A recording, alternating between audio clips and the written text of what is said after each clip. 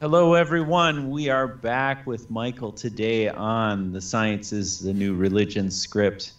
Michael has put together a new series of videos for us going into uncharted territory, dealing with the atom and atomic age and all of the nuclear rhetoric. Welcome, Michael.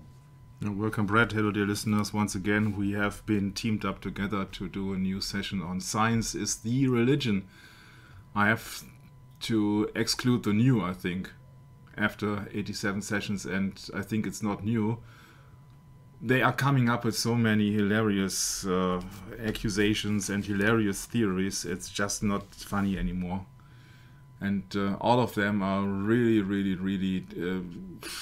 they are so important and so big lies and deceptions out there, so that for the general public it is unthinkable even to question the things. And I think that's been made on purpose. You see all the money they spent on these items, on these plastics, on these monuments. Yeah, these are just belief systems. We will go into this now, into the second session of Atom, the Atom. When I was trying to look what's under the carpet, it's only dirt. There's so much dirt. It's just unbelievable, and the people just see the clean surface, but under the surface there's so much things going on. So let's just start into the session. Yeah, today I found out that I'm not the only one who made that comparison between the atom and the atom. I think, and we know that atom means it's a hypothetical indivisible extreme unit body. Yeah, so that's the element block or the building block of the universe. Yeah, so that is taking everything away from the mental thing to the physical body. So it's just about physics here, physics and more physics. Or is it?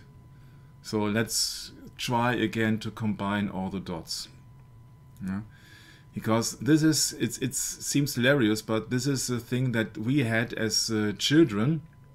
That's an atomic Atomkreisel, so that's an atomic spin around. It's a circular thing to spin around, and it may not touch anything else, and so that is it's really you will be indoctrinated all your life since you are a newborn. It seems, it really seems.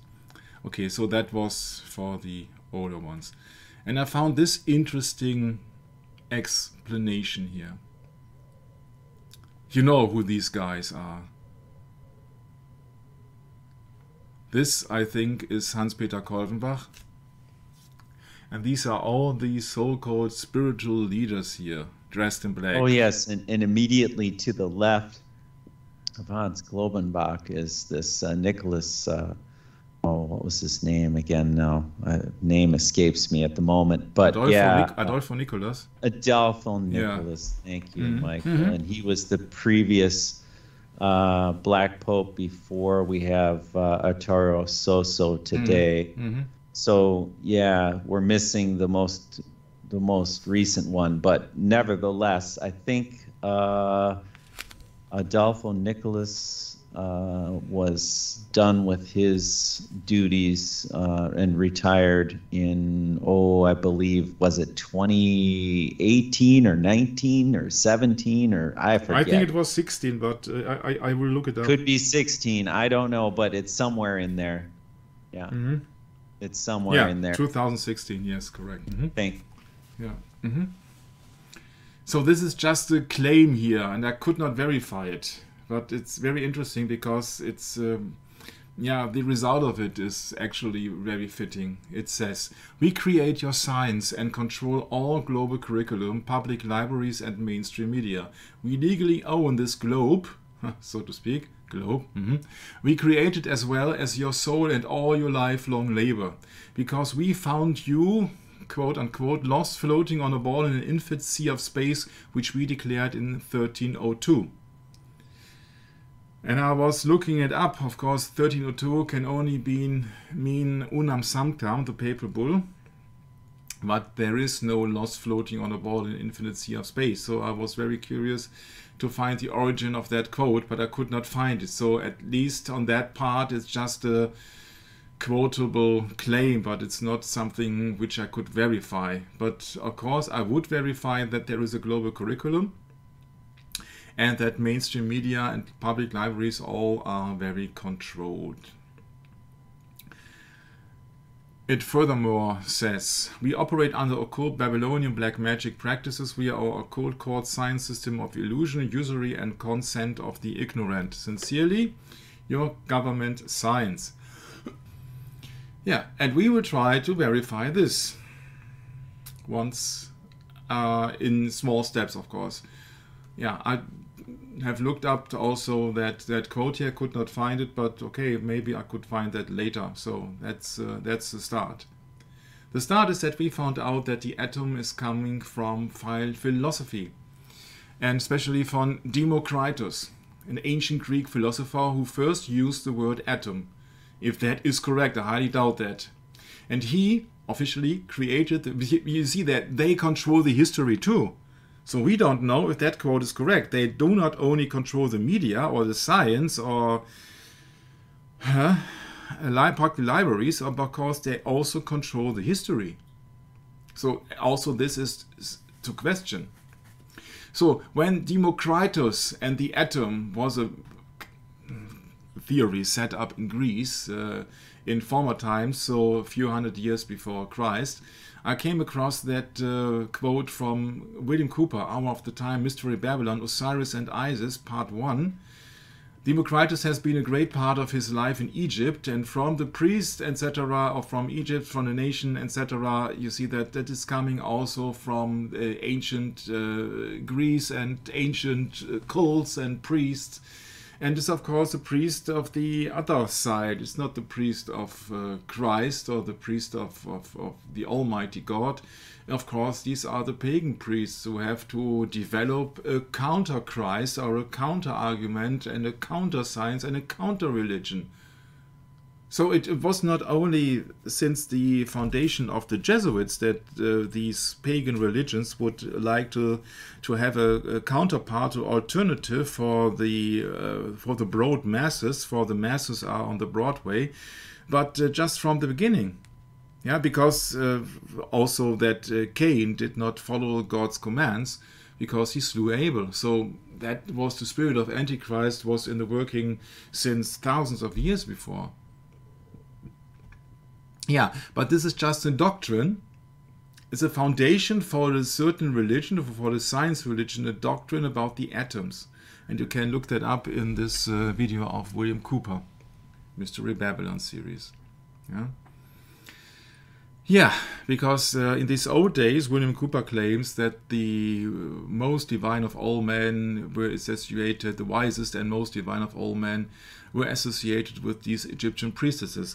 We talked about, it was months ago, about the PMG, the Papyri Magicae Graecae, or the magical Greek papyri, which was actually a mixture between the Egyptian and the Greek mysteries. And so it's to no wonder, it's absolutely no wonder that they mixed up something and they came up with something. And I'm up to this very point, not up to this very day, not absolutely convinced that Democritus actually ever existed. Maybe it was just a synonym, maybe it was an alias, maybe he was just a priest and later on constructed, because once and for all, history is also fabricated. We do not know if there exists. Every time that I came across some character, I was instantly being reminded about this Sacro Bosco guy, which most probably never did exist, because absolutely everything is uncertain about his lifetime, lifespan, birth, death, and everything else. Michael, this sounds familiar. This sounds like a legend. Yeah. More or less a tale that you tell your children about some guy a long time ago that did this, and oh, he's so wonderful, and you know, and it's a type of worship, isn't it? Yeah, it's just that I don't care how you call it, actually, if you call it science or pseudoscience or what else, but it is a religion, because everything that you can't prove but you believe is a religion. It's your religion. It's your belief system. So if you believe that horses can fly, then your religion is named Pegasus. Yeah? If you believe that your car can talk, your religion is Night Industries 2000. If you believe that you can time travel, then your belief is Back to the Future. But you believe in something. I think that Satan does not care what do you believe, but instead he just cares that you don't believe in Jesus Christ being the Savior of mankind. So there will be millions of religion out there without people actually being aware of them, that they believe or follow a belief system. And it not necessarily been Jehovah's Witnesses or Scientology. It's just the average things like this atom. It's a religion. There are so many sections or undersections in science also who are quite fictitious and are just only fiction. They are just religion. You have to believe them because you can't prove it. And that's the scary thing in it. Yeah? Some of the atom things are or seem to be real, while others absolutely can be debunked. And that's the interesting part in this atom discussion or in the atom physics or what else. You see, there are so many distractions in it. There is really not much left after when you go down to all this or through all these books. Yeah, but you see that it first was created as a kind of philosophy for people who don't want to believe in an almighty God. And that's so clear when we go further in the study here. Yeah, that is just that these things were officially been instructed by Mercury, so a pagan god, or Mercury or Quicksilver. Yeah, think of Freddie Mercury. Yeah, no one can destroy the laws. Yeah, which I established. I am the eldest daughter of Saturn, the most ancient of gods. Yeah, you see that is all pagan within a pagan system here. If you think right, that it's indoctrination, Michael. It's indoctrination. It's just a pagan system, and that's a problem with it. Yeah, you see that these people refuse to believe in God. Otherwise, they believe in science. They believe in they believe in everything you put onto them, and that's hilarious if you think so, because people are easy to control then when you get away their divine aspect. Yeah, so these are the old. Michael, it's just as simple as when the Bible tells us that there are two kinds of people. There are vessels created for honor and vessels created for dishonor, and there's also wheat and tare, and there's goat and there are sheep. So that has to do with our eternal destiny. There are people that have been created to be on the opposite side, and they'll never convert, ever. Yeah, because these people are more into matter than into mental things. Yeah, they don't see themselves as spiritual beings created by a divine almighty being. They just see themselves as pure matter. Yes, I got two arms, I got two legs, I got a head, I got a body. Yeah, I can eat, drink, I can reproduce, I can sleep, I can walk, but they just see themselves as a pure body, as a pure functional amount of molecules. And that is very fitting for all the people out there who are just into this, in the flesh, who are just in the flesh. Yeah, they think of themselves as, yes, we are very wise creatures, but we are just purely consisting out of atoms. Yeah. So please exclude all the mental things. I don't want to have anything to do with any religion so far. Many people claim, it's not my claim, of course, because they just want not have anything to do with that. They just want to have a pleasant lifestyle. Yeah. So these pure official ancient Greek atomic philosophers, there's the few numbers of them, yeah, and Democritus being one of them. Yeah, so you see that you got no fingerprints, you got no DNA, you have to believe everything, yeah, that he ever existed. And he was the father of modern science. What does the Bible tell us about modern science? Oh, so-called science? Yeah. Yeah, science falsely so called. Yeah, and that's really the problem. You see that if you exclude God, then you have no wisdom, because the fear of the Lord is the beginning of all wisdom. So, window. Isn't that something, how this world works? I mean, it's incredible. You know, Michael, Hector sent me a video of the Pope meeting with a tribe in Canada before he was talking with them. He met with the tribe and he was going through these rituals, these pagan rituals. And the Pope, you know, was just going through the motions of this pagan ritual. And, you know, he's the man of sin. He's the son of perdition. But people don't see it that way because he's the Pope and he's, well, you know, on the top of the hierarchy of the world. So yeah, it's quite a thing to observe, isn't it? No, it's very obvious actually. It's very simple that you can really observe that these people who are just following these pagan gods, of course, they just want to, yeah, they just want to. You see, if you see these pagan gods like Venus, like Mars, and so it has everything to do with sexuality, everything to do with your body. Has nothing to do with resurrection or something else. You see that it is just for the here and now. Yeah, just want to spend their lives and they just want to, you know what I mean. Yeah, and so that this philosophy is just it's a counter belief. It's a belief in matter. Yeah. So Democritus and all the things been described as a father of modern science.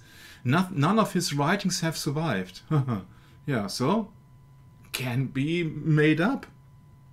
Can everything be made up? Right, Michael. It's like living for your flesh rather than knowing that this life is a test of the spirit and that we are going to be tried in this life, as the Bible tells us, and that our heritage is of the spirit, not of the flesh. There is a big difference, in knowing the difference biblically keeps you from the indoctrination. But when you don't know the scriptures and you never study your Bible and you don't know that there are spiritual references all over the Bible to the day and age that we live in today, then you have been deceived.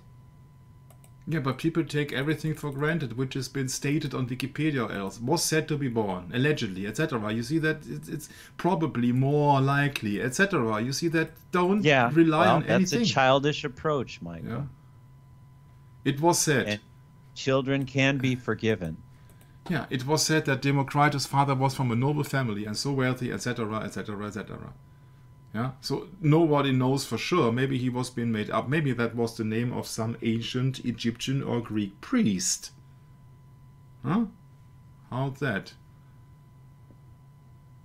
How's that? Yeah, he visited. It was said. Yeah, it was said that Democritus. Yeah. Okay, so that's like tradition, isn't it? Yeah, the priest and the scribes, they are making the history, or they made the history, and up to this very day, they are writing history. Or rewriting history, or truth. What was it in George Orwell? The Truth Ministry of Truth, or so. I don't know. Yes, the Ministry of Truth. Mm-hmm. Yeah, yeah. So that is. It's just. I don't want to go into this because I don't believe anything that is stated here. Yeah, but officially he was the founder of atomism. Of course, you can blame it then on the civil guy. You don't have to confess that this is an anti-Christian, anti-Almighty God doctrine from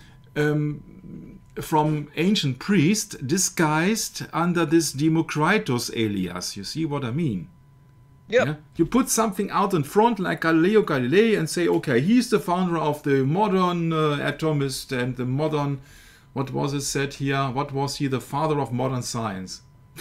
As if somebody from Greece, from a noble family, was the father of science.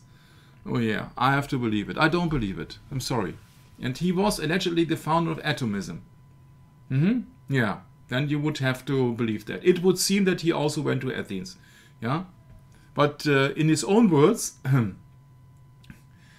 I came to Athens and no one knew me, and it's futile. Yeah, maybe he died at the age of 19, maybe 104, maybe 109, maybe he lived forever. It's absolutely ridiculous. Yeah, but this guy is claimed to be the founder of this hypothesis. Yeah, it's a hypothesis. Yeah, or this religion, or this ideology. So that there is some small particles which cannot be divided, and these particles, these are these particles who are the substance of our universe and our own existence. Yeah, you have to believe it. You have to believe it. You can go into this, but I don't go that route. Let me have a look here, please. Lucretius, describing atomism in his De Rerum Natura, gives very clear and compelling empirical arguments for the original atomist theory, or the original Democritus theory. Okay, so that Lucretius guy has been mentioned here on Wikipedia. So maybe he was, it looks like a Latin name, of course, US, US, yeah, like the United States. And therefore, you have to believe that he ever existed. Yeah, the LUC, Lucifer, eh? Yeah, it's everything around here, huh? Yeah. Yeah. Indivisible properties can be conveyed in a way not easily visible to human senses. That is very, very important, that it's not visible to human senses. Yeah, so therefore it is a belief system. You can't prove it. Especially not around that age when Lucretius and Democritus supposedly lived, so you have to believe it. To hypothesize, once again, not to prove, the existence of so-called atoms. These classical atoms are nearer to humans' modern concept of molecule than to the atoms of modern science. Okay, so there are many, many, many hypotheses, so it's no proof and it's no science because there are no facts. Look at, he's dressed in red with a cap. He almost looks like a pope. That was by accident in 1540. By accident, yeah. Sure. Yeah. Great. For me, it is all ideology. Ideology comes from... Absolutely, Michael. I think you nailed it. Yeah. Ideology officially... Good choice of that painting, by the way, Michael. Oh, that was Wikipedia's idea. It was not my idea. Wikipedia. Well, yeah. Just the Wikipedia. Isn't that interesting, though? 1540. Yeah, that was the fashion of that time. Wasn't that right before the Council of Trent? Yeah, that was. Yeah, I think Council of Trent opened in 1545. Yeah, that was especially in the same year as the papal bull Regimini Militantis Ecclesia. Yes, that's right. Yes, very good, Mike. And I came to the idea, I said that these are only ideas, but what is an idea? What is ideology? Because ideology is a noun and means the science of ideas. I said, It's bad deal, man. So a philosophy of the mind, which derives knowledge from the senses, as opposed to metaphysics. From French, sensationalism, Michael. Study or science of ideas. So that's more or less more philosophy than science, because you see that can't prove it, and everybody or anybody can have his own ideology without having any proof at all. So that is just a religion here. You believe in something because it's your ideologically. Yeah, that's right. You have faith in it. Yeah. You have faith in it. Yes. Yeah. Yep. Democritus will save us all. Yeah. Right. Yeah. The belief will lead you your entire life, and you will be happy, and you own nothing, and you will be happy because you have pleasure with your own atoms. I don't know. It's just hilarious. But if you imagine these people were putting out this theory in an age where there were no television, smartphones, or any other distractions, and the minority of people only could write and read. Yeah, you have to face the fact that the majority of people were influenced by these priests and scribes because they were educated, and the others were just slaves. Yeah, and no emperor wants an educated slave. They want an obedient slave, but not an educated slave. Okay, so let's move on. That was Lucretius, or that is Lucretius. Yeah, so these ideas were around the time when Jesus Christ was walking the earth. So that was Lucretius. Yeah, and later on, of course, there were other ideas. Yeah, Joe, no, be certain that you don't mix it up with facts. Then with Newton's theory of absolute space, and then came Einstein's theory. Yeah, so you see, theory. Theory contains the word theo, means God. Yeah, and then Einstein's theory of relativity. That's just also not Einstein's. This is also wrong. We know that it's coming from the Jesuits. Yeah, so that was my idea here with that picture. These are just the Russian dolls made out of wood. And when you open the big one, then you see that, oh no, there's nothing to it, there's nothing in it that contains just another doll, and just contains another doll, and that contains another doll, and another, and absolutely it contains nothing else but an empty shell. And that's what I find very appropriate for all these theories in science. You see, you come... Michael, yeah. Do you mind if I add something to that? You could almost say Einstein's mission of relativity. Mm-hmm. Because it's a Jesuitical mission, isn't it? Mm-hmm. More or less. Otherwise he would not be world famous today, huh? Yeah, that's right. Everyone respects Einstein. Oh, yes, he was the smartest man alive. Yeah. According to the Bible, to Matthew 4 and to Luke 4, to regain riches and fame, you must worship Satan. Because the truth will be suppressed in this world. So when everybody is, or almost everybody is admiring Einstein and they are teaching Einstein in school, what does that say about his credibility? It's pure simple when you really compare that to the Bible. If you really see that Luke 4, that is just one of my favorite verses because it's so blatantly obvious that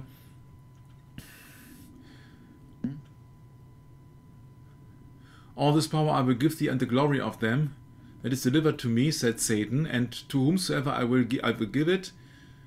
If thou therefore wilt worship me, all shall be thine. Yeah, so it is about worship. And Albert Einstein did not worship the truth. Albert Einstein has been debunked numerous times and for decades. But of course the world is ignorant about it because the world is just favoring the lie. Because it suits them more. The majority of people are more satisfied with the lie because they will reject the truth. And that this is not only for Jesus Christ, but on every item. Yeah, if people are lying, then they be attracted to liars. And that's the mess in the entire world. You see that if you have somebody who tells the truth and you will be confronted by a liar, you can have an argument, but usually the liar will be, turn his back on the one who's telling the truth, or is infuriated, or what else. Yeah, you see this just like a magnet, plus and minus. Yeah, they won't get together. Not if the Almighty God is not allowing it and ordering it. Yeah, and that is a painful process of awakening then for these people who have then been maybe successful in this satanic world. Yeah, but what does that tell you? Whom they are worshipping? Whom is Albert Einstein worshipping? Because he stole this formula. He was stealing the idea, and he was mixing everything up, and the translation came from his wife. Yeah. So whom was he worshipping? It's absolutely clear, in my humble opinion. So that is what I wanted to point out with that depiction here of these Russian dolls. Well, it's quite simply, Michael, put it in biblical terms, it's bearing false witness, isn't it? Yeah, but what I wanted to point out here with these Russian dolls is that you have a theory upon a theory upon a theory upon a theory upon a theory, which is based upon a theory.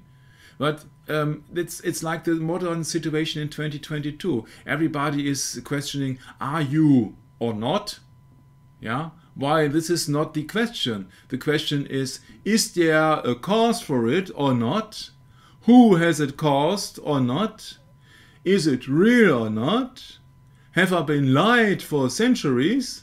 Is it the real origin of things? And how was I created? But you see, the real interesting things are not being asked because people don't dare to ask fundamental questions. They're just being keeping busy with the things that are lying in front of them. And are you beep, beep, beep, beep, beep or not because you need that for your job, and blah, blah, blah, blah. You see, that is just for the exoteric, yeah. But if you go further down the road, yeah, you discover, oh, it is just based on a wrong assumption.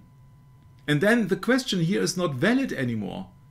Or it is dangerous because you will make the wrong decision because you have the wrong assumption. Because they were lying to you in the first place and not in the second, third, fourth, fifth, sixth, and seventh.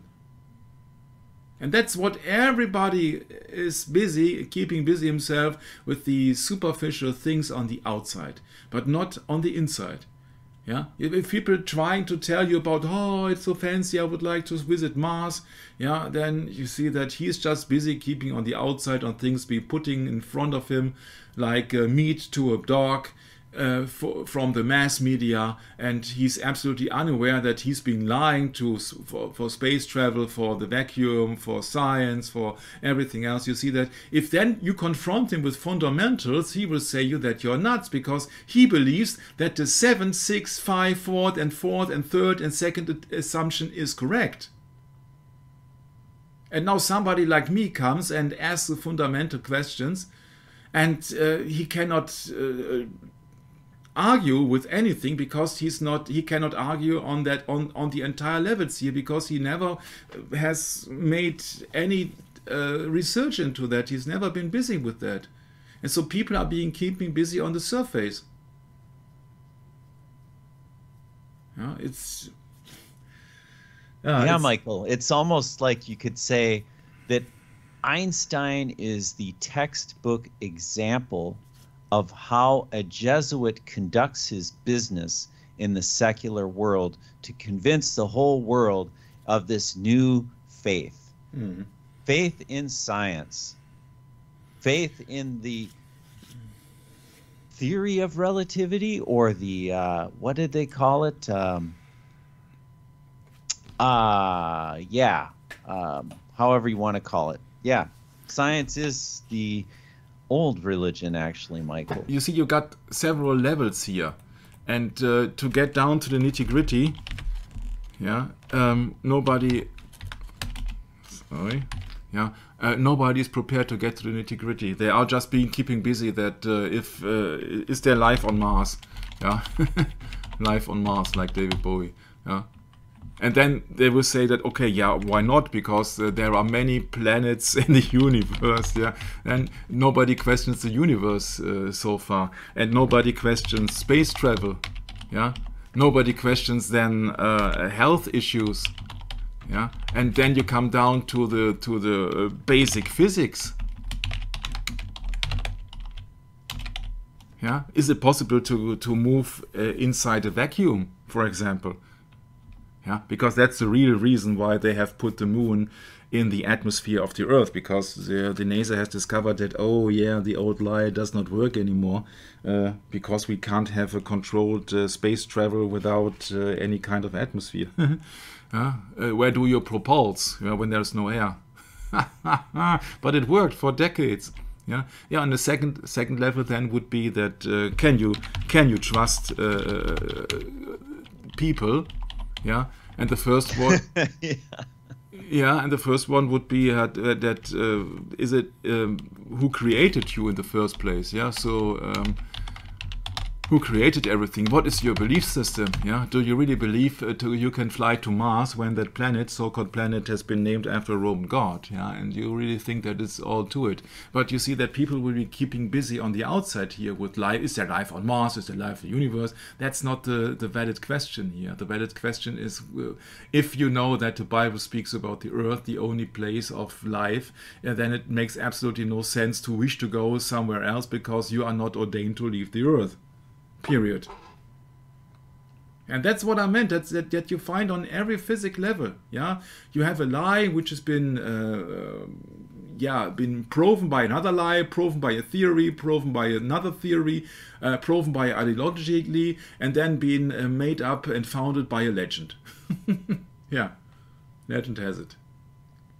Yeah, and this Rerum Natura from Lucretius, that means on the nature of things. And that was 99 before Christ to 55 before Christ. So it was a little bit later, 200 plus years after, allegedly, Democritus was here. And that was the goal of explaining the philosophy to a Roman audience. Hence the name Lucretius.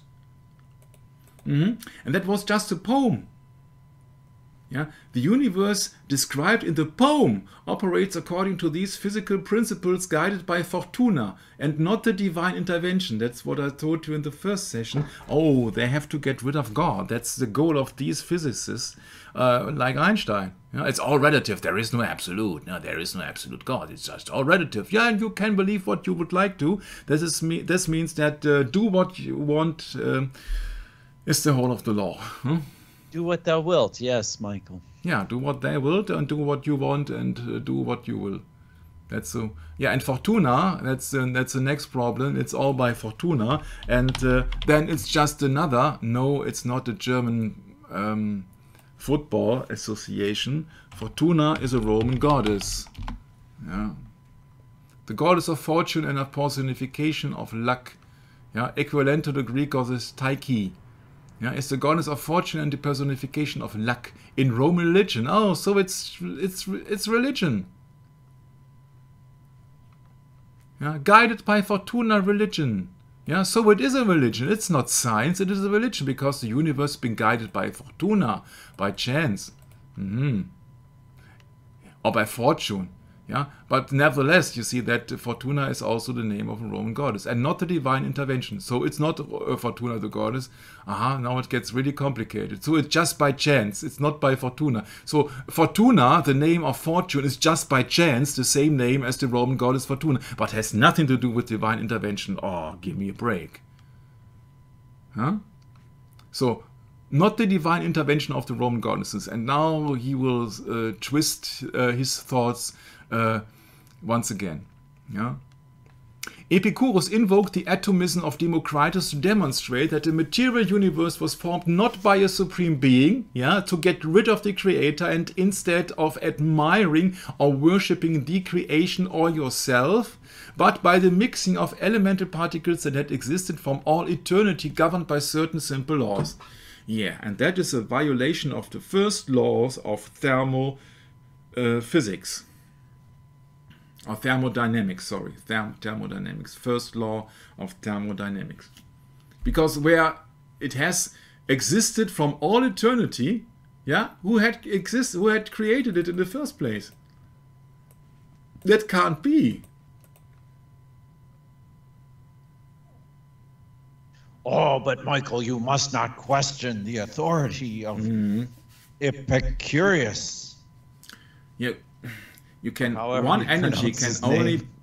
one energy form can only be transmitted or can only be changed into another energy form. But where is the cause of that energy? Yeah. So nobody questions that. It's the same with the Russian puppets. Yeah, you're on the outside. Yeah. And that was his task. His task was to distract the people from the Almighty God to matter. Yeah, material universe. That is the one that also in the nowadays that people think that they live just in the material universe. It does not need any God. Yeah. Because then they go to university. What a coincidence. Yeah. What a coincidence. Oh my. Yeah. Lucretius opens his poem by addressing Venus not only as the mother of Rome, but also as the veritable mother of nature. Sorry, Brad.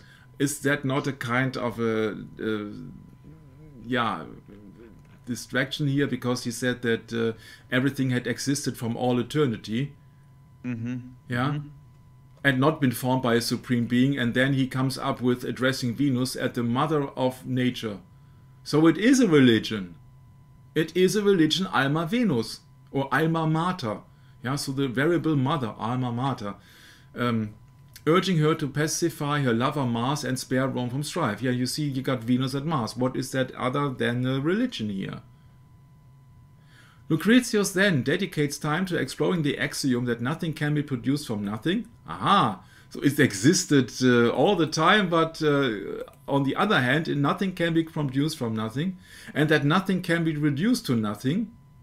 The poet, not the scientist and not the truth teller, the poet, argues that the universe comprises an infinite number of atoms which are scattered about in an infinite and vast void. Yeah, so that's a poet. This is reminding me of something, Michael, from this book that I'm reading with Hector called The Seventh Vial. We had discussed in a previous chapter the Mark of the Beast. Mm-hmm.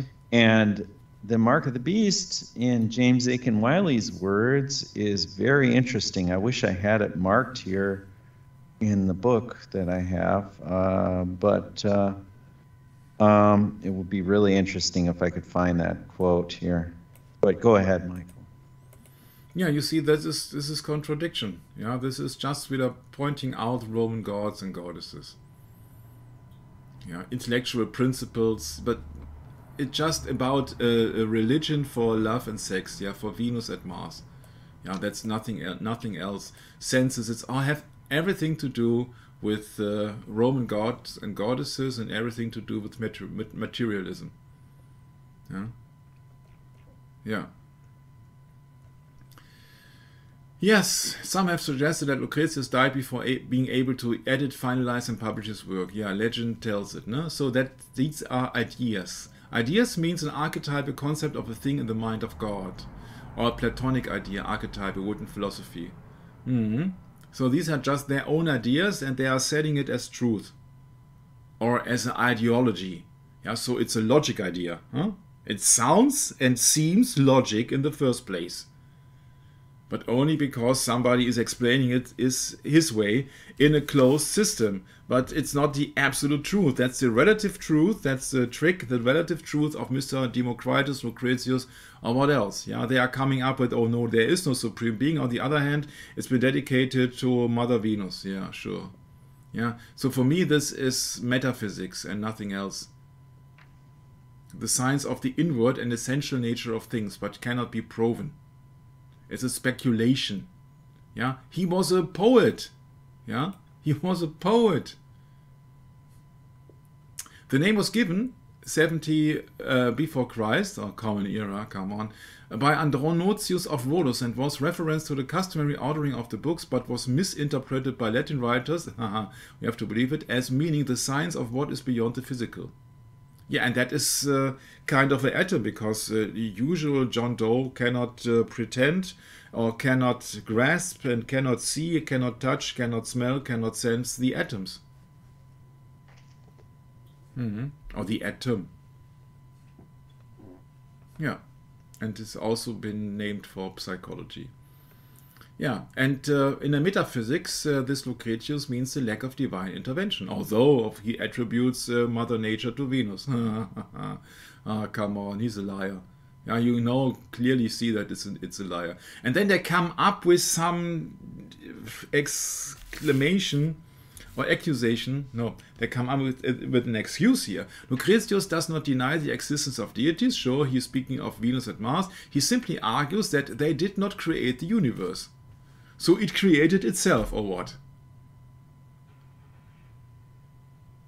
I'm really astonished that this guy and these poets really think they can explain everything. It's hilarious, and people buy that. People buying that. Yeah. He cannot explain how the universe was created. He cannot explain why there are gods, but he just believes he simply argues that they did not create the universe. Yeah, that's just his personal meaning, but that's not the proof. But he was somebody who was claiming and pointing out the atom theory, or the atomic concept. Okay. And there is, of course, many debates going on. there is no creator because there was no one who has created the creator. You see, this is just that people don't understand what a divine intervention is or what a divine being actually is. Yeah, that people really think they can explain everything with their philosophy and sophistry, etc. They think they are so smart they can explain everything, and this is just the first step and a big step into the very dangerous trap of falling into, oh, help me, Alfred, on that word.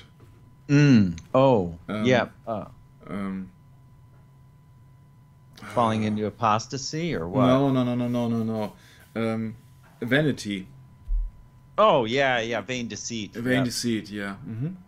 Yeah. So atheist logic is like, oh yeah, this is created by Honda, yeah, and this is a complex robot or something else, and a really complex man, yeah, consisting of small particles whatsoever, that just created by out of the blue.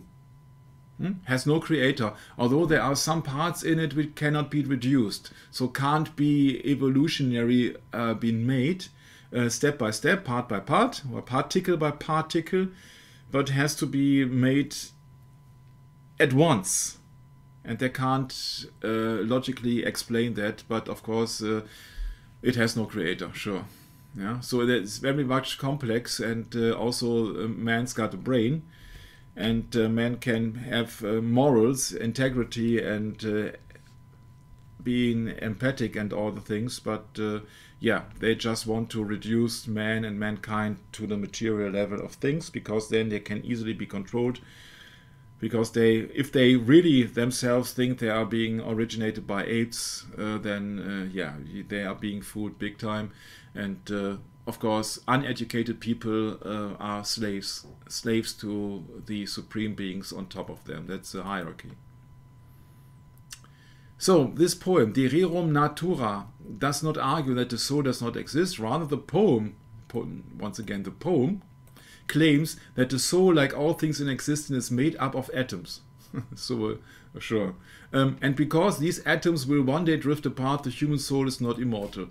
Yeah, is made of atoms. Okay. So a thought is made of atoms. A soul and everything else is made of atoms. Yeah, that's hilarious. It's really hilarious. Yeah, so it's all about matter, and that's what matters me most. Yeah, it's all about matter. It's not about the divine being. It's not about God. It's not about the Savior. It's not about sins. Yeah, it's just that you live in a fleshly world, in a flesh body. You are out of flesh. Yeah, what is the Bible verse, Brett? There are some out of flesh and some out of spirit. Yeah, that is John, or hold on, let me find it. Yeah, John 3:6. Yeah, thanks for the hint. I think also the John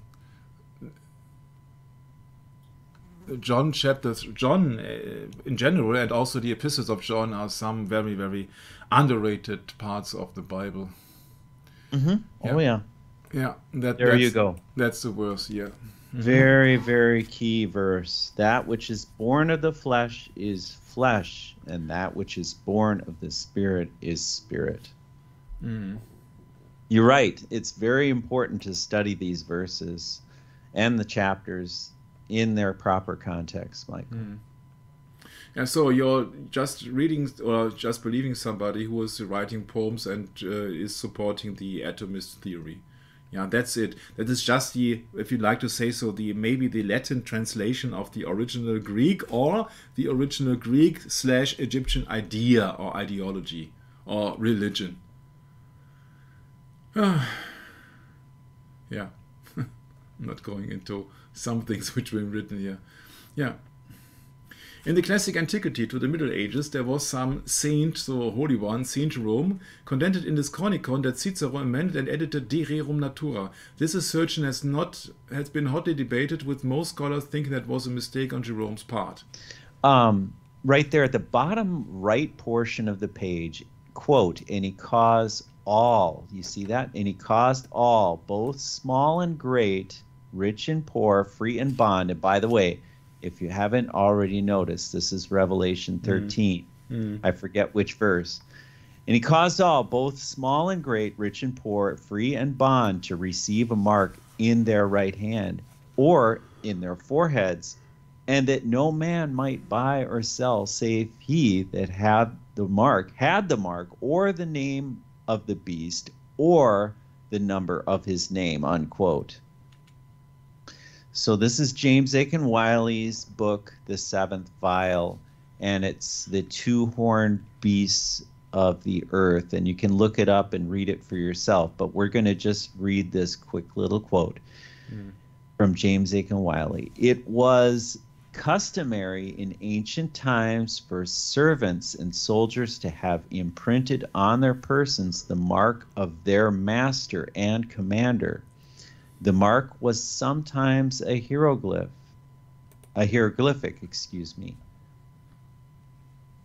sometimes the capital letters of the name, and sometimes the name in full. Popery, too, required its supporters to wear its mark, more or less conspicuously, if not in their forehead, yet in their right hand. That mark consisted in the profession of the Romish faith, without which Rome would not permit any man to enjoy their either natural or civil rights. Quote, no man might buy or sell save he that had the mark or the name of the beast or the number of his name, unquote.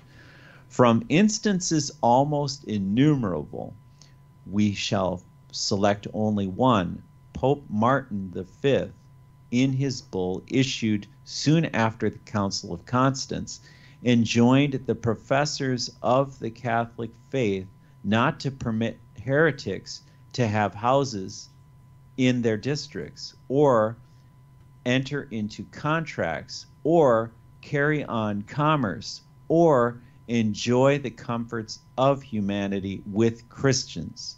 This furnishes a striking point of resemblance between the beast whose deadly wound was healed and the image of the beast, between the dragon and the dragon's successor, which, though it wore the lamb's skin, had the dragon's voice.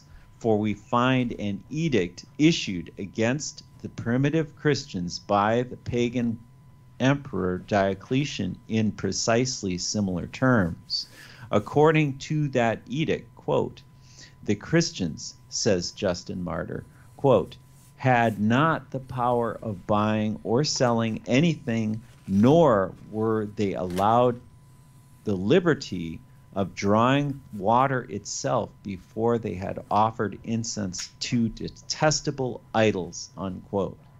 But we are to understand by the number of the first beast, which the second beast was to compel every man to wear. Quote, here is wisdom. Let him that hath understanding count the number of the beast, for is the number of a man, and his number is 666, unquote. Anciently, the letters of the alphabet served as numerals according to a man's name, might be expressed by the number indicated by the letters of the name, which, when used as numerals, Tauth, the name of the Egyptian Mercury, was expressed by the number 1218. Jupiter was by 737, that being the sum of the letters taken numerically. We are told that the letters of the name of the beast would make up the number 666. To discover the name, we have only to take the Greek alphabet and select those letters that contain this number. On doing so, we have the word Latinos, or Latin. This shows that the Latin Empire is meant. The word Latinos contains the number 666 and is, moreover, the name of the founder of the fourth monarchy, the name of that monarchy itself, and the name of all its individual members.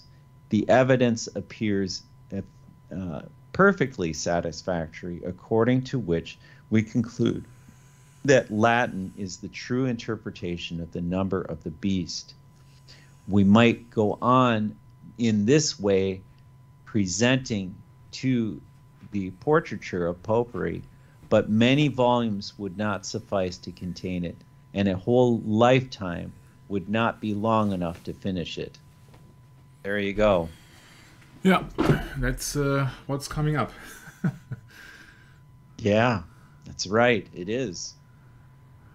It is. I like the way that that James Aiken Wiley put that together. It's very clearly spoken. It's not very fancy. It's just to the point. It is. It's right to the point. So there we go, Michael. Yeah, thank you very much for this contribution. That was very interesting. You're welcome. My pleasure. Yeah, so the problem that we have is that I think that many people underestimate the Roman Empire, that they are still valid and in charge unto this very day. And there's so many distractions around it for every science area, because the faith has been corrupted so much. If you would like to go the road that there are so many false Gospels also. The book of Jubilees claims to be taught Moses by angels when he was on Mount Sinai. So God is not sufficient, huh? There must also be talking to angels. Yeah. And what kind of angels are there spreading out their false deceptions and their false rumors? You see that many people are falling for so-called pseudo, how to say that, they are just falling for every alternative. Yeah. So if somebody says, oh yeah, I can speak to angels, yeah, sure, you see that Revelation 12:7 speaks about that Satan's angels were cast out with him. So they are here to deceive people. And they're here to deceive people with false doctrines and false ideologies. And what do you think is the source or the origin of all their so-called inspiration? Inspiration means in spirit. All these so-called inventors of these ideas, they have been in communication with evil spirits. Yeah, this is so. For me, it's very easy because I read the Bible, not extensively in the last 2 or 3 years, because I'm doing these sessions here, but very carefully, because I really see how big the deception, especially when it comes down to science and to alternative beliefs in meditation, in gymnastics, in worship of this, the worship of that, and especially of the worship of the self, which is now the Luciferian doctrine is ye shall be as gods. Yeah? So that in the Dead Sea Scrolls, the so-called Damascus document states that the Book of Jubilees reveals divine secrets. Yeah, and you have to believe that. Yeah, that God is not sufficient anymore. The Book of Exodus, Brad, is not sufficient anymore, because there are books who are speaking out that Moses also spoke to angels. My. It's really it's really a handful what is out there. So all these atomists, they cannot describe where the atoms were coming from, because there is a conservation law in physics. Yeah. So where does all that come from? And they can't explain it. They can't grasp it. And so they are just atoms, and they were there in the beginning. There were atoms. There were no God. In their explanation, there were just atoms. Yeah. Yeah, but there are conservation laws, there are fundamental laws of nature, and if you not follow the fundamental laws of nature, where is your explanation? Even if it would be an atheistic way of thinking, where is your view of nature? You know, what are the rules? There must be rules, because everything is in order here. Yeah, the planets don't fall, don't crush in themselves. We have seasons, we have vegetation, there are men living here. Yeah, so it is not a chaotic world, it's just a very stringent world. Yeah, so where does all the energy come from? Nobody can explain that. Yeah, it's just conservation of electric charges, of angular momentum. So it is in order here, but the problem I see with all these atomists is they can't explain everything. They can't explain anything. They are just going on to their personal choice of any doctrine. There you go. They have to cut corners, Michael. Yeah. So the first law of thermodynamics speaks of the conservation of energy for the thermodynamic process. Yeah. So if there were atoms, what were there in the first place? Yeah. How did they look, and why were there in the first place? Somebody must have been created the atoms, but that won't be solved by these people because they think it's been done by fortuna or by chance. Huh? So just out of a sudden, like the Big Bang, boom, and what else? Yeah, so that you are just a random thing of amount of atoms running around. So what is the atomic theory? It is a theory, like the theory of relativity, or the theory of gravity, or the theory of evolution. It's all just theory. That matter is composed of particles called atoms, or atoms. Yeah, that's just a philosophical tradition known as atomism. It's just philosophical, it's just gibberish. Yeah, you can't prove it.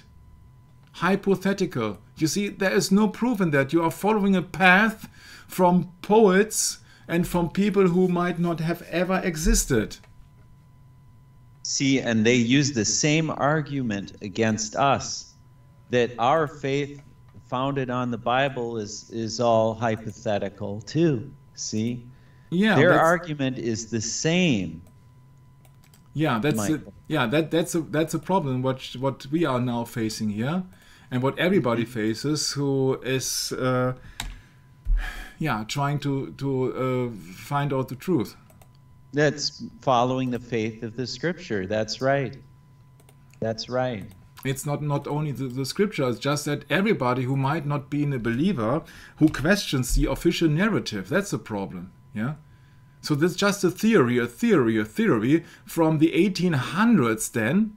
A scientist, John Dalton, noticed that chemical substances seem to combine and break down into other substances by weight and proportion that suggested that each chemical element is ultimately made up of tiny, indivisible particles, means atoms, of consistent weight. That's so funny when you hovered over John Dalton, that picture comes up. Does that look familiar?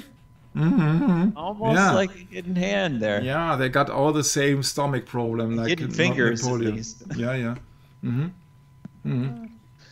Oh, I think it's all fun. pure coincidence. Also the relative of Mr. Charles Darwin. Yeah, all these people are just purely coincidental, having a problem with their stomach. It has nothing to do with Freemasonry, no. Yeah, so you see that you have a theory and you have the next kinetic theory of gases. Looks nice. Yeah, looks like ping pong on a big scale. Yeah. 27 Chinese people playing ping pong at the same time. Yeah, so in the 20th century, Albert Einstein proved the Brownian motion in water. Another fancy picture here. Images. Yeah, and the idol is Mr. Einstein, caused by the action of water molecules. And by the early 20th century, scientists have developed fairly detailed and precise models for the structure of matter. Models, which led to more rigorously defined classification of these tiny, teeny, tiny invisible particles, means atoms, that make up ordinary matter. An atom is now defined as the basic particle that composes a chemical element. Yeah, and now you got the next problem. The next problem is that it's just a modeling of Mr. John Dalton. Now he's got no more stomach problems on that picture here. And came across the fact that there are just many models. So many people who are scientists and being seen as very intelligent and trustable people, they're coming down with several models. So it's not just an absolute, Brad. This is just relative. Yeah, it just depends on your faith, or it depends on your worldview, or maybe it depends also on your poem. Yeah? So when Bohr made a model of an atom. It was very, very, very simple. It was very, very simple, but it has a problem which was only be valid for one chemical element. So that was, I mean, if I remember correctly, that was it helium? No, I can't remember. Then they have discovered many, many more things, and then they have discovered a quantum physics model of the atom. And you can look it up for yourself. I don't want to go into this. I know that there is a problem here, which I have seen here. Bohr's model, so Niels Bohr, who was also argumented against Einstein, and he won. He had debated Einstein, and he was having in his favor. Bohr's model was not perfect. It could only predict the spectral lines of hydrogen. Oh, it was hydrogen. It couldn't predict those of multi-electron atoms. Whereas still, as spectrographic technology improved, additional spectral lines in hydrogen were observed, which Bohr's model couldn't explain. In 1916, Arnold Sommerfeld added elliptical orbits to the Bohr model to explain the extra emission lines, but this made the model very difficult to use, and it still couldn't explain more complex atoms. By the way, Niels Bohr received the Nobel Prize. So you have to have come up with I hope I speak the truth. I think he has the Nobel Prize. Yeah. He has received the Nobel Prize. Yes. In 1922. For the for the development for the discovery of the structure of the atoms and its emissions. He had been granted 1922 with the Nobel Prize for Physics. Yeah. By the way, this was more than 10 years before the first electron microscope has been developed. By the way.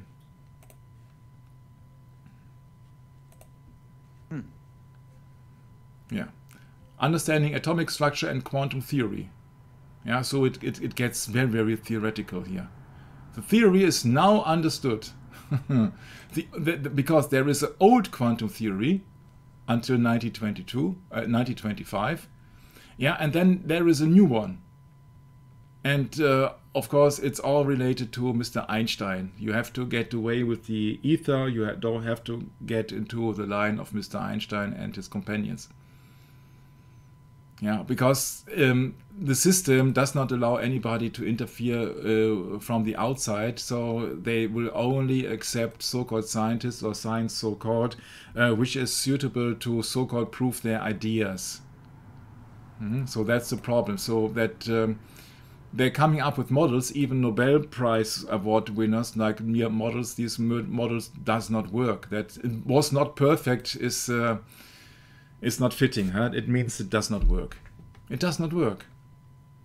Yeah. So for me, this is pseudoscience. Yeah. These are statements, beliefs, or practices that claim to be both scientific and factual, but are incompatible with the scientific method. And that is what Niels Bohr model was.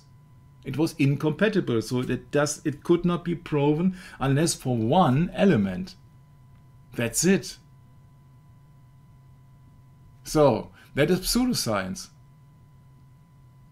Yeah, reliance on confirmation bias rather than religious attempts on refutation, lack of openness by evaluation by other experts. Isn't that, Brad, something which we experience in 2022? On a global scale, so to speak. It's just hypothesis. And that is what they are accusing us. That's very interesting. Look what I have found here. Yeah, you see, pseudoscience, they are accusing us of being pseudoscience when we come across their so-called evolution theory. Yeah, they claim that we are, creationism. Yeah, they claim that we are pseudoscience admirer. Yeah, you see. Oh, so they claim the same thing. You see, it's characterized by contradictory, exaggerated, or unfalsifiable claims. Oh, this reminds me of something. Have you ever heard of theosophy?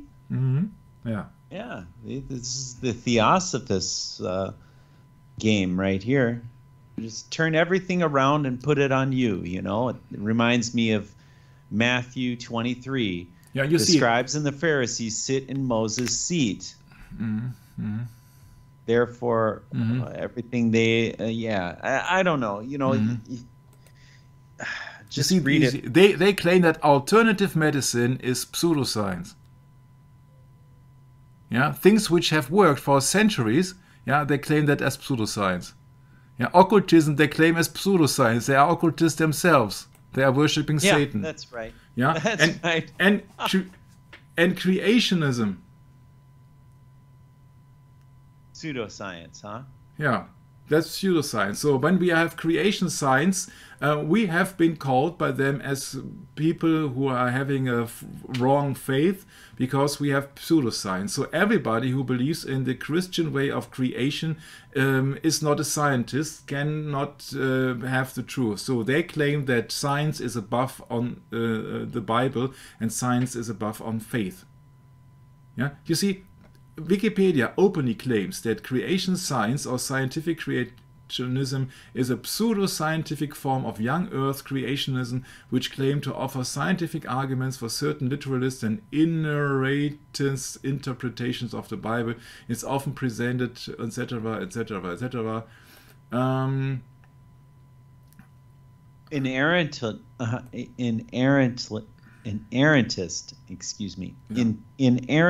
interpretations of the Bible.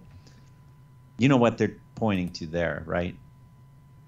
Yeah, yeah, I can. Sorry, I have such a problem pronouncing that term.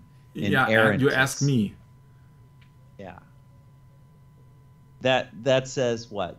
Is the belief that some of the Bible, or wait, no, not that, the Bible, excuse me.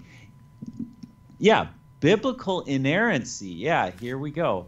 Is the belief that the Bible, quote, is without error or fault in all its teaching, unquote. Or at least that, quote, Scripture is the original manuscripts, does not affirm anything that is contrary to fact, unquote. Yeah, isn't that interesting how they try and frame us everything around? And I can tell here by that article alone, I can tell what their method is. Look at this. The overwhelming consensus of the scientific community, yeah, that's their argument. That's an argument ad populum. That's an argument for the majority. And that means that's an argument for the people on the broad way leading to destruction, according to the Bible. Yeah, that does not mean that the majority is correct. The majority almost always is incorrect. Yeah, that's not an argument. It's consensus means, like in the Warren Commission, yeah, they have consensus that Lee Harvey Oswald is the lone assassin. That's a consensus. It has nothing to do with truth. Yeah, the consensus is an agreement, more or less. Yeah, it's like here, empirical support. Yeah. There are so many things in science which you have to believe. Yeah, you see that an atom has been originally defined as an indivisible matter. Yeah, and now they have found out that there are more and more smaller and smaller particles. That's, by the way, what CERN in Switzerland is for, in Genf or Geneva. But they were totally convinced that the atoms were indivisible 2,000 years ago, and even in, I think, in 1919 something. Yeah, and so they are claiming that we are the pseudoscientists, although there are so many things that they can't prove. For example, gravity, theory of gravity can't be proven. It's just a belief system. Yeah, so they turn everything around because they have the power of the media and they have the control of the opinion of the people, and they have the, what we in Deutsch say, the Deutungshoheit. So they say that they claim what's right and wrong. But the majority of the scientific community, what is the scientific community, and what is the majority? Yeah, the Isn't that interesting? That word empirical too. Mm-hmm. It has to do with medicine. Medicine. Now, what does medicine have to do with the scientific community? Oh, in 2022, it has quite a bit to do with it, doesn't it, Michael? Yeah, but you see that they have to act against the Bible. That's what the atomist theory was just from the beginning. And therefore, courts in the United States, they have also already consistently ruled since the 1980s that creation science is a religious view rather than a scientific one. Yeah, but the same is valid for quantum theory, and the same is valid for the theory of gravity. The same is valid for the theory of evolution. The same is valid for the theory of relativity. Where shall I end? It's all theory. And they claim they have proof for that within their circle, so to speak. And I know quite well why I'm using the word circle. Or among them, or in their club, or in their order, or what else. Yeah. In their realm, let's say it that way. Yeah. You see that it's getting worse and worse, of course, huh? It's getting worse and worse. Yeah, so they are claiming that we have pseudoscience when they themselves are using tons of pseudoscience. Tons of pseudoscience. So let's go on.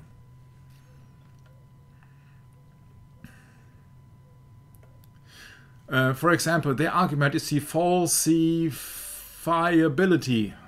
Yeah.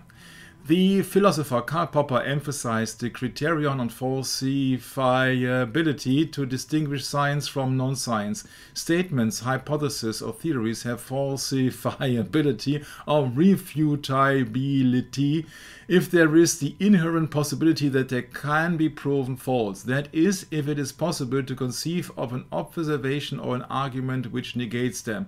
Popper used astrology and psychoanalysis as examples of pseudoscience and Einstein's theory of relativity as examples of science. Yeah, this is intellectual comedy here.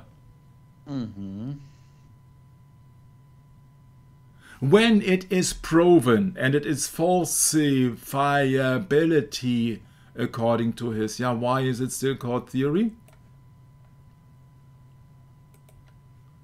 You know, isn't it also interesting, Michael, that this happened during the mid-20th century? And what happened during the mid-20th century? Well, quite a bit of horrible, disgusting things happened, like World War I and World War II.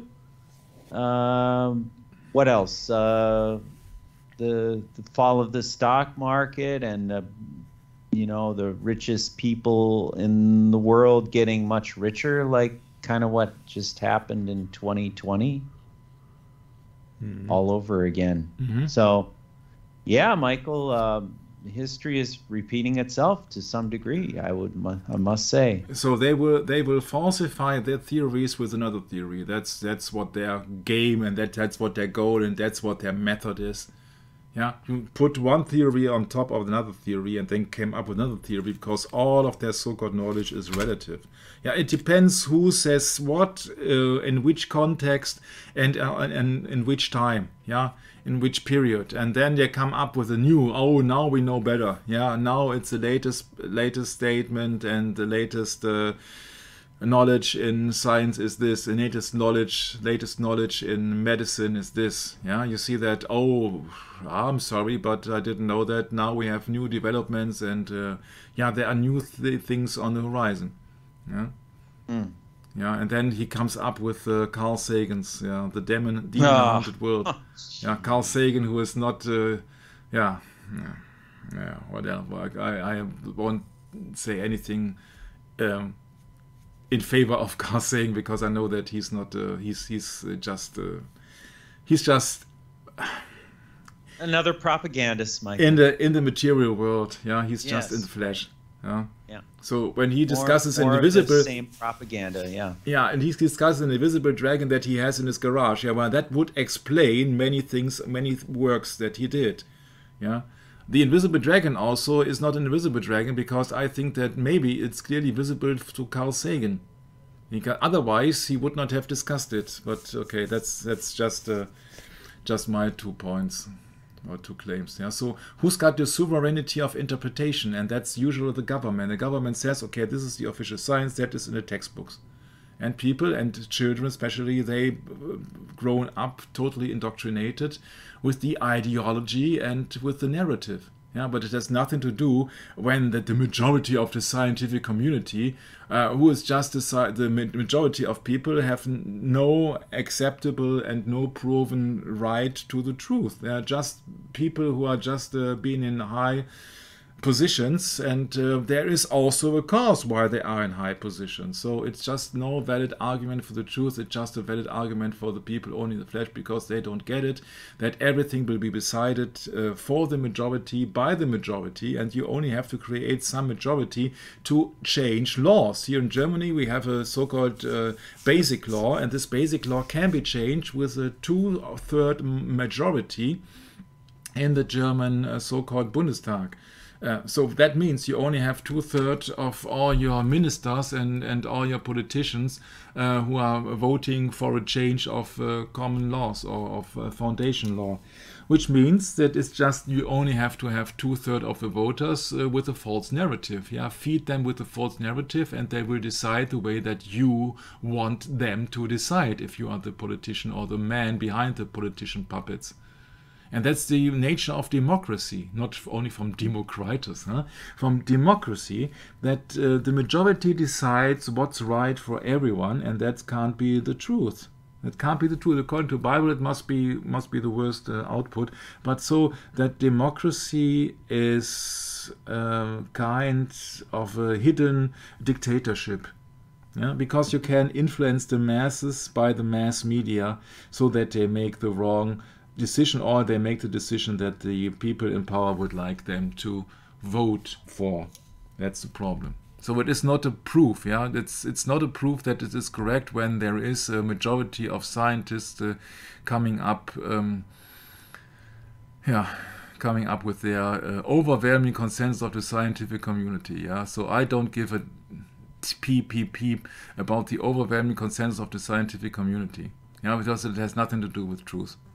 Yeah, that also would means that the overwhelming consensus of murderers says it is justified that to kill anybody, because that you have, that's your job. Yeah, you get paid for that. Yeah, so it is absolutely okay.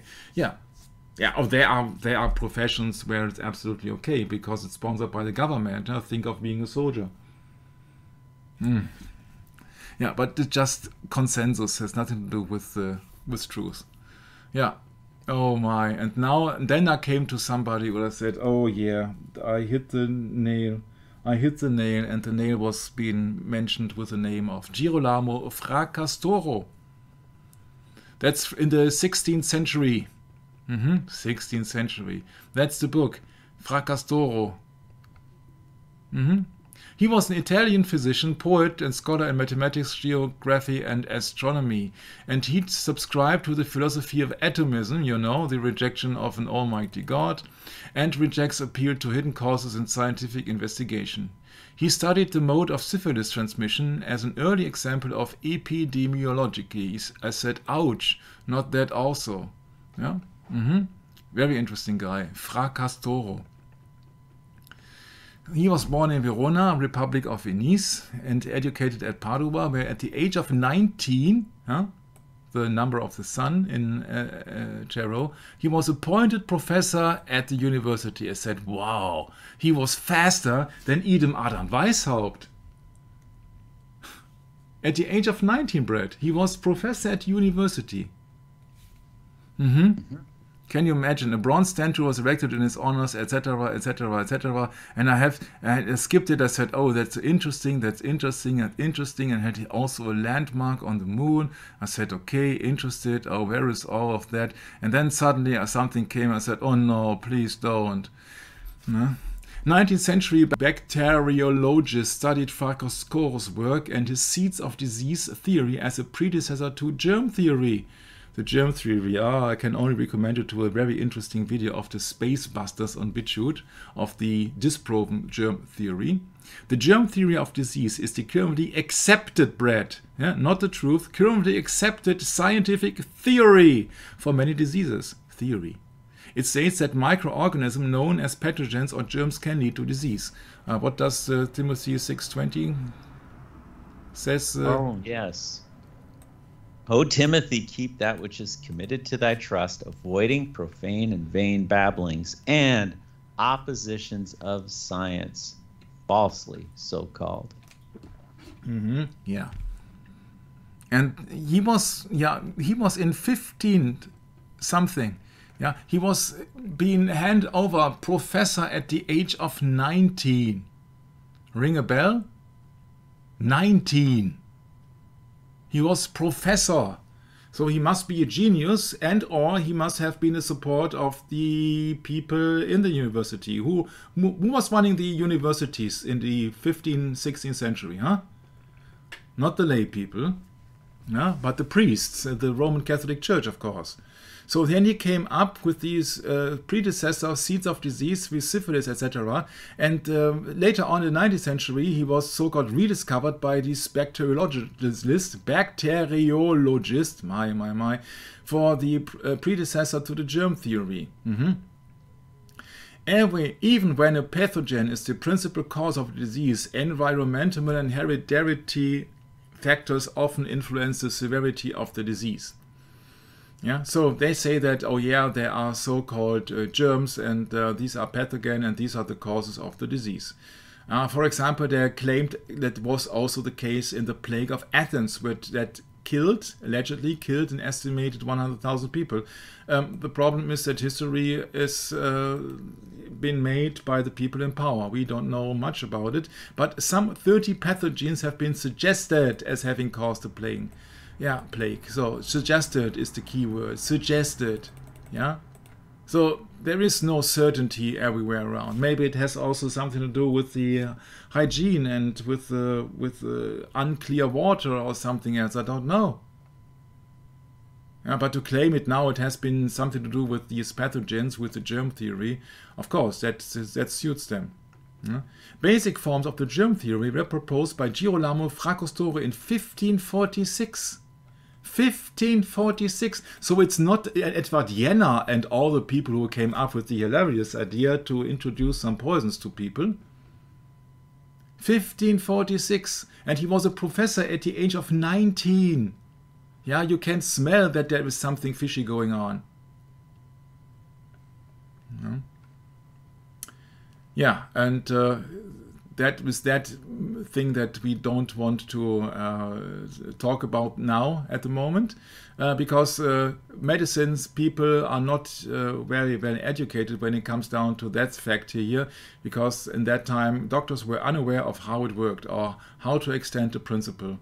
And then all the mess with Mr. Pasteur and Mr. Koch, who also was being erected concentration camps in Africa. And I assure you that 99.something% in Germany does not know anything about Robert Koch, what he did in Africa. But they think, oh yeah, he's got he's a Nobel Prize winner, and therefore he must be very smart. Yeah. And now we got in Germany Robert Koch Institute, which publish every day the numbers of the so-called causes in Germany. Yeah. But you see that the basic forms of the theory were just been known in 1546. Can you imagine that? Almost 500 years before. And after that, yeah, the golden era of these people, and the golden era with the people making enormous amounts of money, are starting in the 19th century. Yeah? Once again, it's a theory, huh? It's like with evolution and all the things. It's a theory. So, Mr. Frasco was born in Verona, Republic of Venice, and educated at Padua, where at the age of 19 he was appointed professor at the university. I said 19 being the tarot card and the code for the sun. remember that famous song of Paul Hardcastle for the Vietnam War, where he claims that the average age of the combat soldier in Vietnam was 19, which is absolutely untrue, because it was 23. But there must be several causes why he had a huge, gigantic hit with that. So he was being appointed professor at the university, 19 being the number of the sun. And I know that the Jesuits were being founded in 1534 officially and being set in Pope's services in 1540. Yeah, and he came up with the, when did he came up with the idea? What was it? Oh, look at here, Brett. In 1546 he came up with the idea. Interesting, huh? 1546. Mm-hmm. But it does not stop there. On account of his eminence in the practice of medicine, and that is the alarm bell, he was elected physician of the Council of Trent.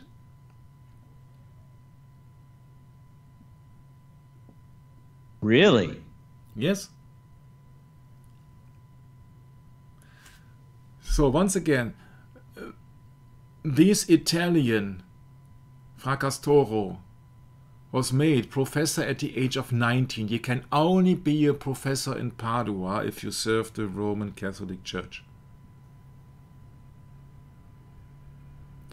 And then in 1546 he came up with the forerunner of the germ theory, 1546. And then he was elected physician of the Council of Trent. And if you then say that, oh no, it has nothing to do with Jesuitism, I don't think that's correct. I think it has everything to do with the Counter-Reformation. And then it would also be a part of the Counter-Reformation for Mr. Fracastoro, because he was the one with the germ theory. So the germ theory is connected to the Council of Trent and the Reformation struggle, or the regime of the militant church, the Jesuits. Once again, 1546.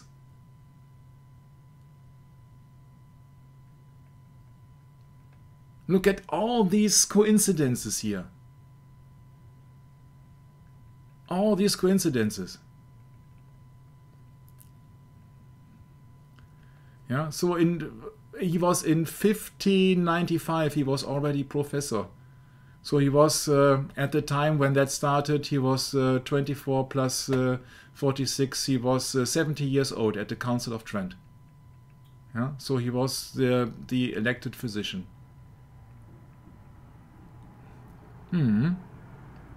And somebody who was subscribed to the philosophy of atomism.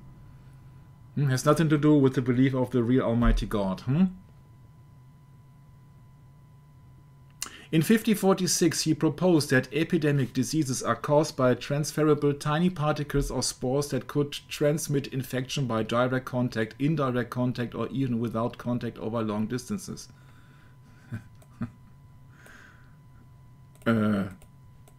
You see my problem with that explanation here. So that's contradiction. Either it will be transmitted by direct contact or not by direct contact. But not, oh, maybe so, or maybe so. Yeah? Or there are certain possibilities. Yeah, sorry, but it's just an idea. It is just an idea that people are the enemies of other people. Divide and conquer. In his writing, the spores of diseases may refer to chemicals rather than to any living entities. He appears to have first used the Latin word fomes, meaning tinder, in the sense of infectious agent in his essay on Contagion de Contagione e Contagiosis Morbis, on contagion and contagious diseases, published in 1546. His theory remained, once again, please. Of course, nowadays there is a consensus. His theory remained influential for nearly 3 centuries before being superseded by a fully developed germ theory. By the way, the name for syphilis is derived from Fracastoro's 1513 epic poem in 3 books, Syphilis sive morbus Gallicus, syphilis, or the French disease, about a shepherd boy named Syphilus, who tended the flock of King Alcinous. Syphilus insulted the Greek god Apollo.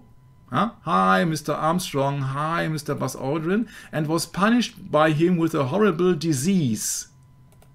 And it has nothing to do with religion, you thought, huh? So Apollo is healer and god protector from evil, one of the Olympic deities in classical Greek and Roman religion and Greek and Roman mythology. So you clearly see that he was not a follower of the Bible.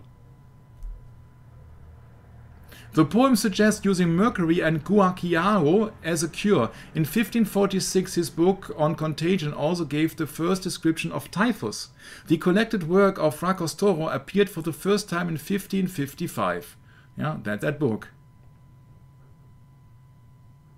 Alongside Syphilus, Fracastoro wrote a biblical epic in 2 books, Joseph, and a collection of miscellaneous poems, Carmina. In 1546, Fracastoro described an epidemic in cattle that devastated farmers near Verona, Italy. That disease is now recognized as foot and mouth disease, FMD, an animal illness of great antiquity. Remember, 1546. A marble portrait statue of Mr. Fracastoro by the Carrarese sculpture, etc., stands on a beautiful arch in the center of Verona. According to a popular legend, the stone ball Fracastoro holds in his right hand, symbolizing the world, will fall, of course, a ball, no? So a globe, will fall on the first honorable person to walk under the arch. That's really interesting that they have a ball symbolizing the world. Sure, yeah, and then... Copernicus was 1543, sorry. Well, 1543. There's also that sculpture, I think it's Atlas too, right? With the ball. Yeah, that's the ball in his hand. Yeah, so, sorry, Copernicus was, if I remember correctly, 1543. So it just be after the Jesuits started the Counter-Reformation, yeah? Then Copernicus came, and 1546, Fracastoro has set his so-called predecessor to the germ theory. And he was being the one in the Council of Trent. And therefore he has a moon crater. Sure, great. Yeah. So, of course he has no crater on the moon, but yeah, you would have to know what actually, where the moon is. The moon is in a movie studio somewhere. Yeah. But it's interesting that syphilis is mentioned because of the narrative or the story of Fracastoro. Yeah, that's an interesting thing. And now we have to look about the Council of Trent. Council of Trent, or Trent, okay, Trent. Yeah, between 1545 and 1563. Yeah. You see where my point is, huh? When he was promoting the book on contagious diseases. Yeah, in 1546. Yeah, then just compare that to the Council of Trent starting 1545. Yeah. Oh boy, does that stink. Yeah, but it's really, I hope it's helpful for some listeners. Yeah. It's helpful for some listeners that you really see that also has been made up by somebody who has been in absolutely close connection to the church, and of course, as it is the Council of Trent, in close connection to the Jesuits. Wow. Yeah, don't tell me that is just a mere coincidence here, yeah? That everything was, he was 19, at an age of 19, he was appointed professor in Italy. In Italy! What do you think that, who runs the universities in Italy? And then he was elected physician on the Council of Trent, when 1 year later he was publishing his book on the germ theory predecessor, so to speak. It's absolutely clear what kind of a game there is. Huh? My, I said, oh yeah, that's the burner in that session here. That's absolutely interesting, I think. Yeah, and he was also proclaiming the atomist theory. Yeah, so these people who are, one of the people who are claiming, oh, there's infectious diseases being transmitted with contact or without contact or even on big distances, so we do not know nothing, but he is the professor, he's in the Council of Trent, he knows it all. Yeah, absolutely, he does not know anything because he does not know the transmission of diseases. He just speculates. You have another theory upon a theory upon a theory. And also he submits to the theory of atoms instead of the creation by God. And they will tell us, oh no, it's not a contradiction. Yeah, sure. Yeah, so you have to train yourself to decode and decipher their spelling. Because if you know that people are trying to get your attention when it comes down to the atomic clock, yeah, the doomsday clock, then the end of the world, that's the theory, the common theory, has something to do with the atomic clock. And the atomic clock is called the doomsday clock, and that for most of the times was 2 minutes to midnight, which is an album here of Iron Maiden. And that is the doomsday clock for the apocalypse coming then. Yeah, okay, so but, and it's a big but, it's called humanity is threatened by two existential dangers. Both are reason enough for high concern and immediate attention. These two threats, nuclear weapons and climate change, were elevated last year by information warfare to undermine democracy around the world.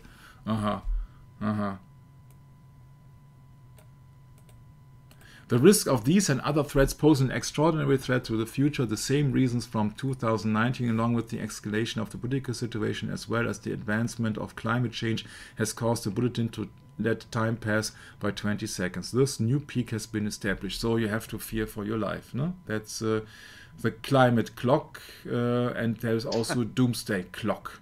Yeah.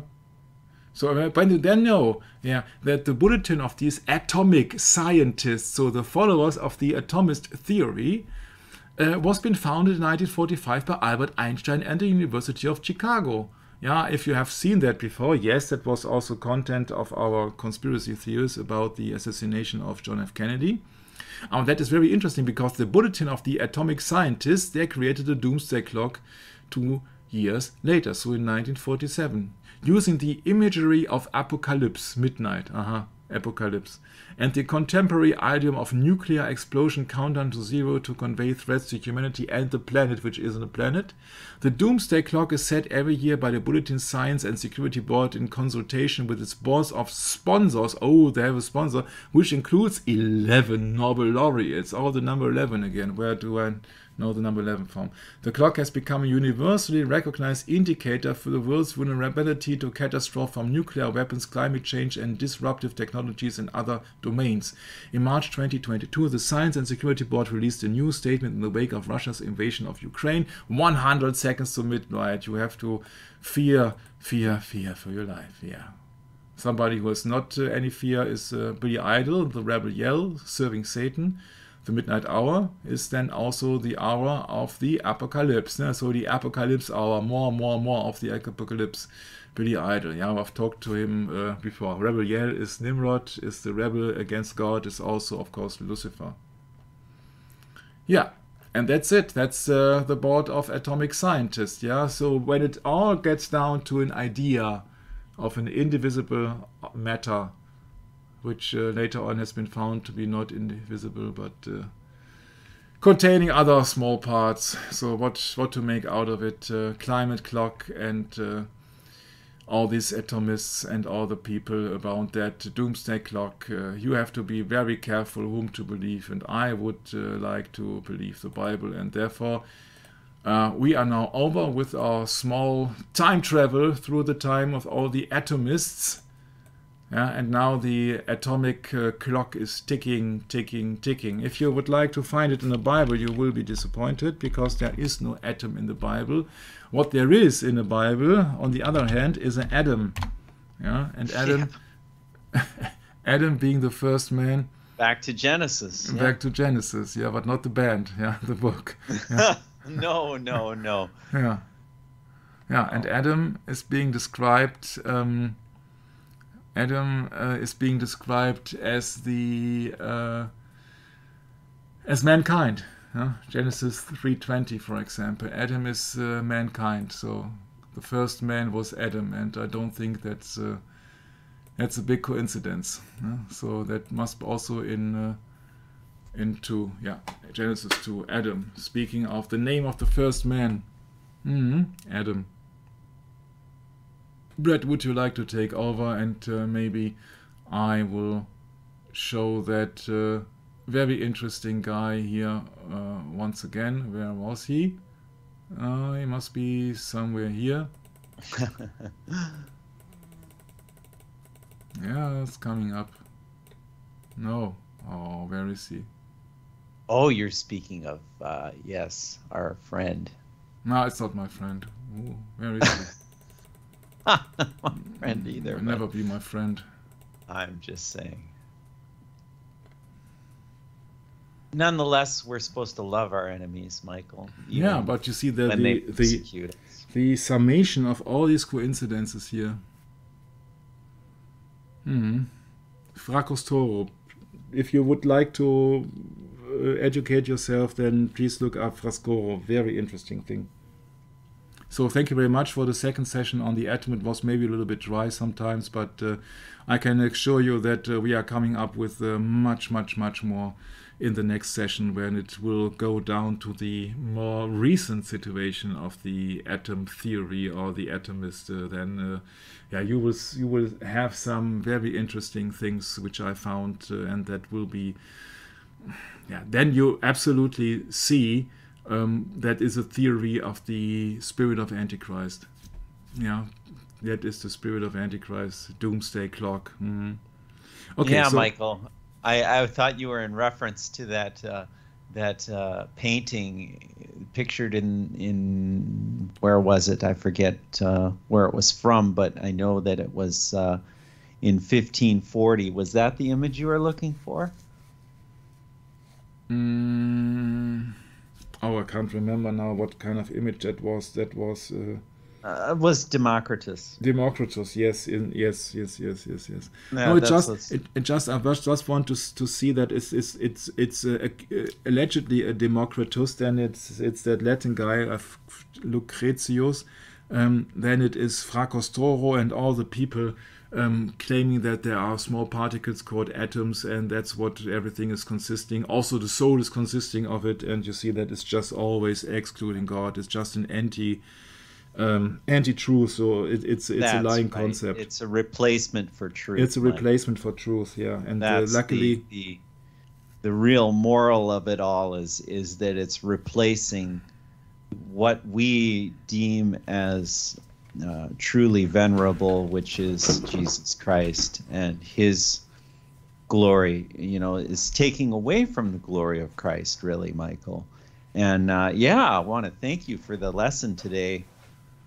And it's not a shallow one, by the way, quite deep and technical, going way back to those times when the third beast was trampling upon the earth before the fourth one. And really, that's what we're getting down to, is it's a very angry world when we get down to it, isn't it, Michael? It's not a very nice place, in the sense that we're not going to be spending eternity here. This is something we're passing through in our lives, and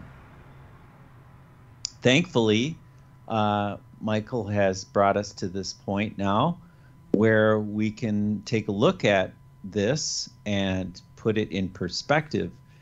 Now, I know that most of you that are not familiar with the series that Michael has done, we've done a huge amount of material on the satanic media agenda, exposed and then leading into the science is the new religion, or as we find now, the old religion script.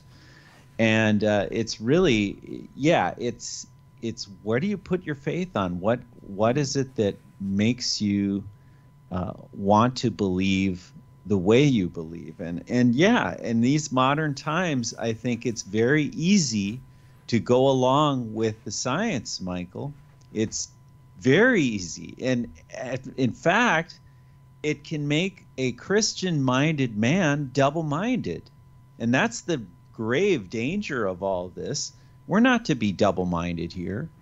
we're supposed to have our eyes single, and our eyes should be on Christ, and that we can live through this life so that we might be ready for the next one, which is to be the redemption, that Christ is coming to set us free from our sin and live in the Spirit with him. That's our hope, isn't it, Michael? That's our hope.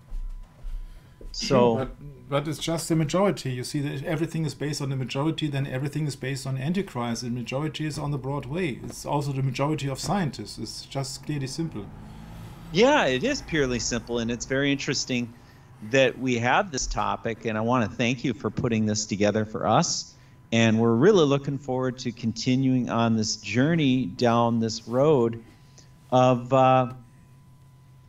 this is like Michael pointed out earlier, this is a chronological study.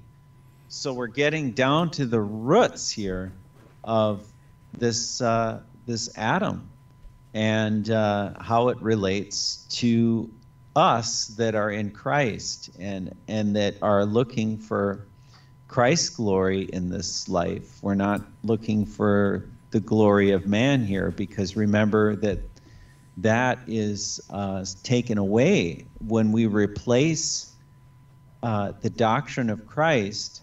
Then we take away his glory, and we take away, and that's what Satan loves to do, by the way, is take away what belongs rightfully to Christ, which is us, by the way, too, because everything he's created is for him. It says right in Scripture, all was created for him. So that means us as well, his people. So thank you for that, Michael, and we'll catch up with everyone next time. Maranatha.